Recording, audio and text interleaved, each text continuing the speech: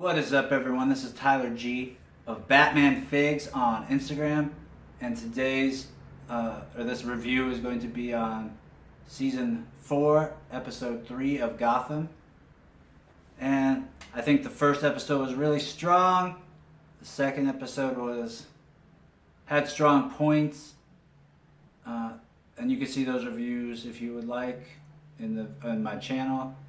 But this episode, I would say, was pretty weak overall. It did have some cool parts, and we'll go over them, but overall I'd have to give this episode maybe a 5 or 6 out of 10.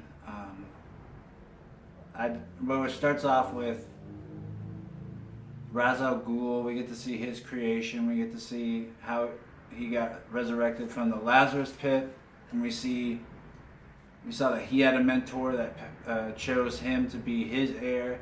And right after Ra's al Ghul gets resurrected, he gets given like this special knife, and he said that this is supposed to be given to his heir once his body gets run down from using the Lazarus pit too much. Now, it doesn't say that, but if you're a Batman fan, that's what you assume, that he has to find the heir because eventually his body will give out from too much use of the Lazarus pit. So the knife is important. And after that, we get taken to Penguin's club, where we see he is going to be holding an auction, and the auction is going to be for a bunch of exquisite artifacts and art, and one of those items is a knife.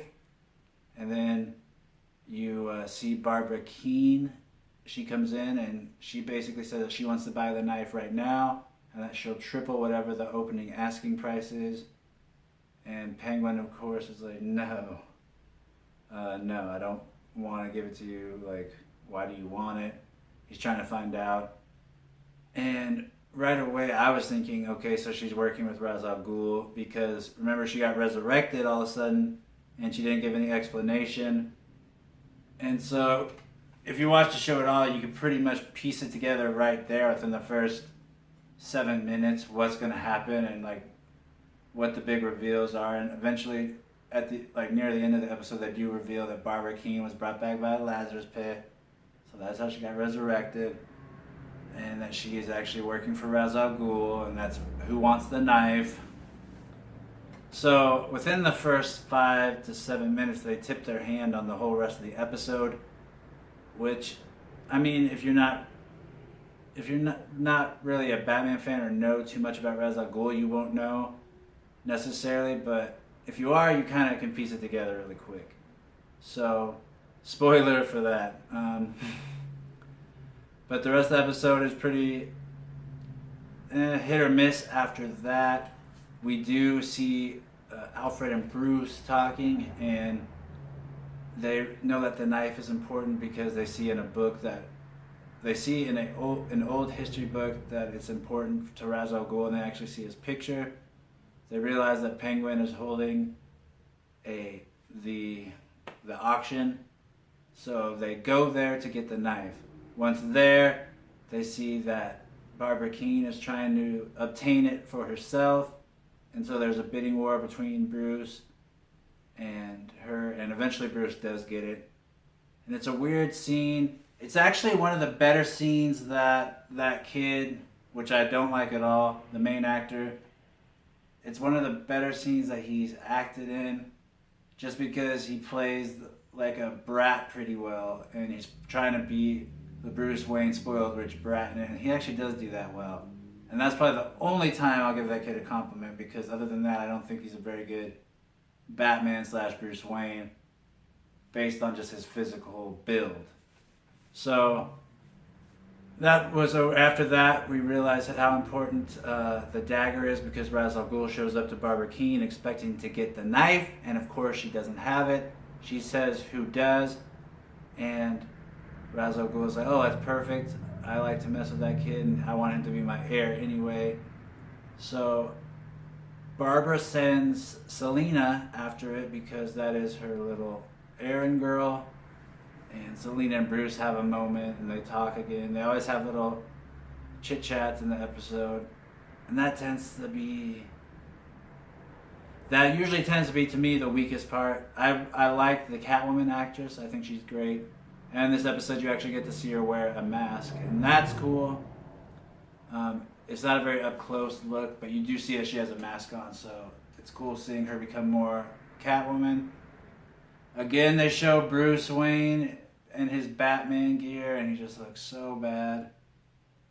It is cool seeing Alfred mend his wounds. That's cool, just because of that's always classic. After that, there's not many cool scenes. There's no major cool villain from the Rogues in this other than Penguin and Riddler. And Riddler has a really horrific little side story because he's been frozen so long. He gets thawed out and released by some weird person that seems like a knockoff Misery character. And she's taken Riddler, and because she's so obsessed with him, she planned a way to unfreeze him. And after he got unfrozen, his brain is like slow because of the atrophy of not using it. It's bizarre. It's weird. Like, why'd you have to throw all that in there? I get that he had to be thought out somehow, but why not use Poison Ivy? You're building all this story up, but you throw in some weird random, she's not canon character that's obsessed with Riddler. Why? Why don't have Poison Ivy? You want to try to team up with him? Because Ivy's trying, like, you've established that Ivy is trying to do her own thing. We saw that she wanted more power. We saw her ingest some toxins and become something, but then they don't even, in the second episode, but then they don't even pick up on it here. And instead we're left with some weird Riddler story with some weirdo chick.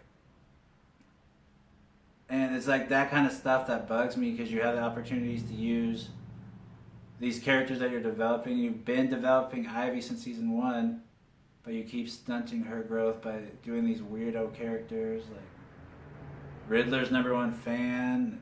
I don't even remember her name because who cares?